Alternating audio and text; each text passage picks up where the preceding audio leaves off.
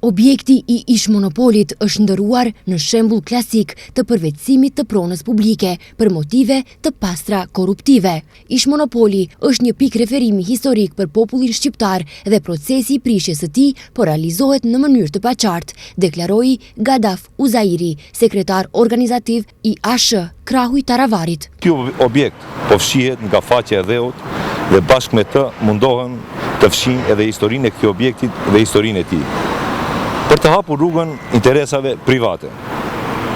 Procesi I prishjes së tij po realizohet në mënyrë të paqartë dhe jo transparente, duke neglizhuar standarde mjedisore dhe rreziqe për shëndetin publik, për shkak të pluhurit dhe materieve të dëmshme që qarkullojnë në ajër pa asnjë masë mbrojtëse për qytetarët.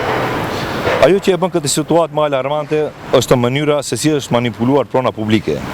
Sipas informacioneve zyrtare, kryetari I komunës së Tetovës, zotëri Bilal Kasami, fillimisht e ka shitur parcelën për vetëm 70 denar për metër katror, ndërsa më pas ka ndërhyrë në planin detaj urbanistik duke e kategorizuar atë si zonë ndërtimi, çka ka rritur ndjeshën vlerën tregtare të tokës. Uzairi deklaroi se kreu I komunës së Tetovës, Bilal Kasami, ka pasur mundësi që ta parandalonte këtë krim, por I njëjti ka vepruar ndryshe. Prandaj, siç tha, kërkojnë nga institucionet përkatëse hetim të menjëhershëm dhe përgjegjësi konkrete.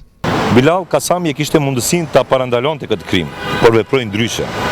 Vitin e kaluar, së bashku me vota televizjes Besa dhe VMRO DPMNE-s në Këshillin Komunal të Tetovës u dha dritë jeshile për ndryshim të planit detaj urbanistik.